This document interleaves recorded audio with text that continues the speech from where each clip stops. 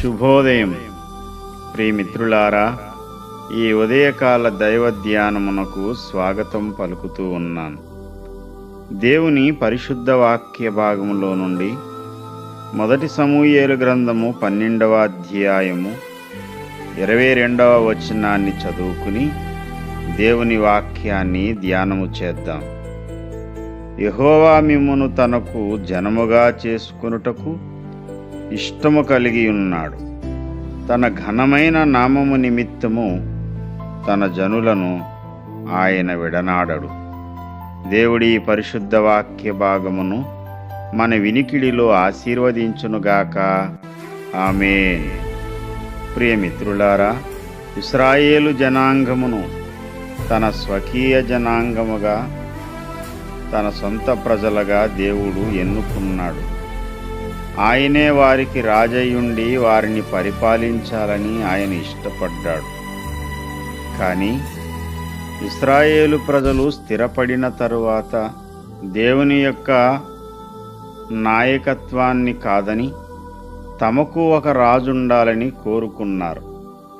ఈ మాట సమూయేలు దృష్టికి ప్రతికూలంగా ఉంది.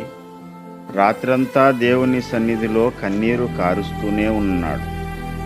ప్రియమిత్రులారా, ప్రభు అంటారు, సమూయేలు, నీవు దుఃఖపడవద్దు. వారు తమ్మును ఏలకుండా నన్నే వారు విసర్జించారు. వారు కోరుకున్నట్టుగానే వారికి ఒక రాజును నీవు ఏర్పాటు చేయాలి అని ప్రభు సెలవిచ్చారు.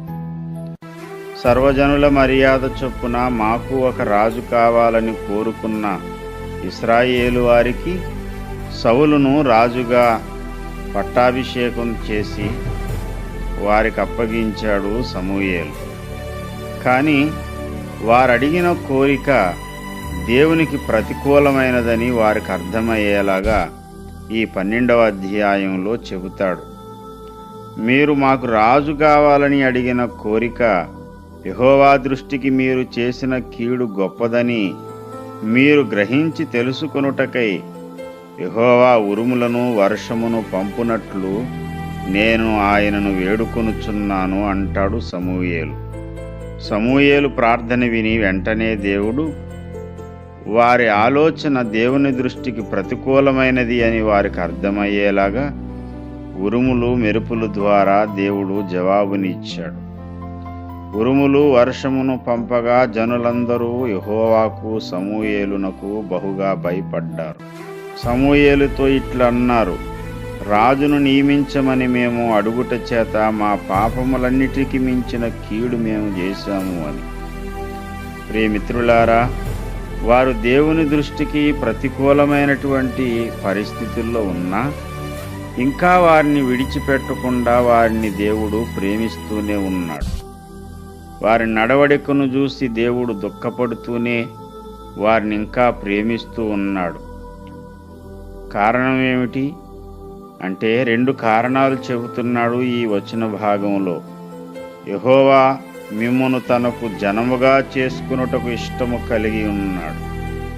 దేవుని యొక్క కోరిక, దేవుని అభిలాషే ఇంకా ఇశ్రాయేలు ప్రజలను విడిచిపెట్టకుండా ఉన్నది. ఈనాడు మనలను దేవుడు విడవకుండా, దేవునికి ప్రతికూలంగా మనం నడిచినా మన చేయి పట్టుకుని ఉండడానికి కారణం మన మీద ఆయనకున్న ఇష్టమే సుమా. మన ఎడల ఆయన ఇష్టము కలిగి ఉన్నాడు. మనము ఆయనను ఇష్టపడకపోయినా, మనం ఆయనకు గాయము రేపుతూ కీడు వెంబడి కీడు, పాపం వెంబడి పాపాన్ని పోగేసుకుంటూ ఉన్నా ఇంకా మన మీద ఆయనకు ఇష్టం చావలేదు. ఇంకా మనల్ని ఆయన కోరుకుంటూనే ఉన్నాడు. తన ఘనమైన నామము నిమిత్తము తన జనులను ఆయన విడనాడడు. దేవుడు విడనాడకపోవడానికి 2వ కారణం ఆయన నామమును బట్టి. మన ప్రవర్తనను బట్టి అయితే ఏనాడో మనల్ని ఆయన విడిచిపెట్టేయాలి. కానీ ఇంకా విడవలేదు అంటే తన ఘనమైన నామము నిమిత్తము, ఆయన నామము నిమిత్తము మనలను విడనాడకుండా మన చేయి పట్టుకున్న దేవుడు ఆయన. మన మీద ఇష్టం కలిగిన దేవుడు గనుక మనలను తృణీకరించడం లేదు. ఇంకా ఎందుకండి, ప్రభువుకు ఆయాసం కలిగించే పనులు చేస్తారు. ఈ రోజు నుండి అయినా ఒక నూతన తీర్మానం చేసుకుని మన ఎడల ఇష్టము కలిగిన దేవుని మనం ఇష్టపడదాం. దేవునికి బాధ కలిగే పని చేయకుండా ఆయనను సంతోషపెడదాం. అట్టి కృప దేవుడు మనకు అనుగ్రహించునుగాక. ఆమేన్.